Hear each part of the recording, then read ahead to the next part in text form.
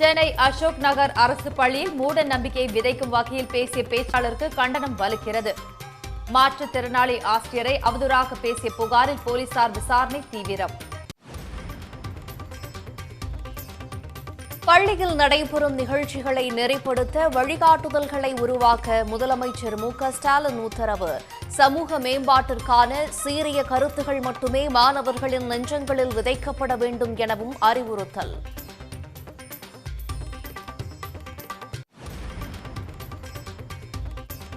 மூட நம்பிக்கை பேச்சை அனுமதித்த 2 அரசு பள்ளி தலைமை ஆசிரியர்கள் இடமாற்றம்.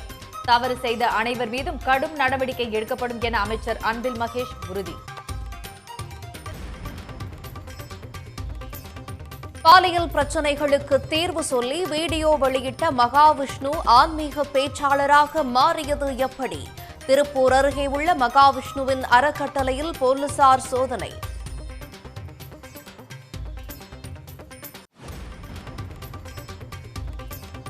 அமைச்சர்கள் தங்கம் தென்னரசு, KKSSR ராமச்சந்திரன் மீதான சொத்து குவிப்பு வழக்கு மறு விசாரணைக்கு உச்சநீதிமன்றம் தடை. லஞ்ச ஒழிப்புத்துறை 4 வாரத்தில் பதிலளிக்கவும் உத்தரவு.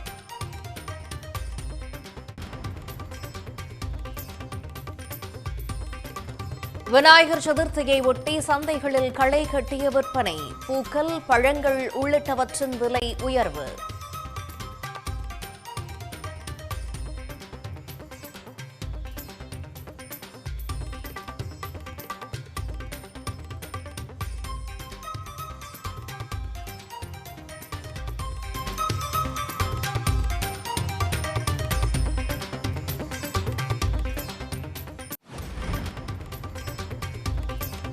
ராஜஸ்தானில் பெய்து வரும் கனமழையால் வெள்ளக்காடாக மாறிய அஜ்மீர் நகரம்.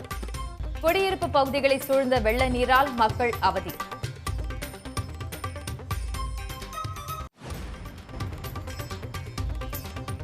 மல்யுத்த வீரர் பஜ்ரங் புனியா, வீராங்கனை வினேஷ் போகத் காங்கிரஸில் இணைந்தனர். ஹரியானா மாநில சட்டப்பேரவை தேர்தலில் வினேஷ் போகத்தை வேட்பாளராக அறிவித்தது காங்கிரஸ்.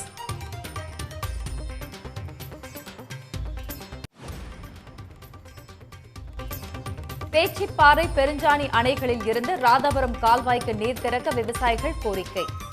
நீர் இன்றி 17,000 ஏக்கர் விளைநிலங்களில் சாகுபடி செய்ய முடியவில்லை எனவும் வேதனை.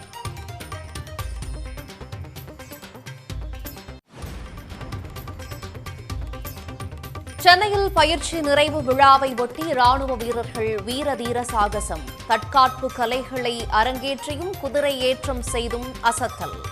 உடனுக்குடன் செய்திகளை தெரிந்து கொள்ள சன் நியூஸ் பெல் ஐகானை கிளிக் பண்ணுங்க.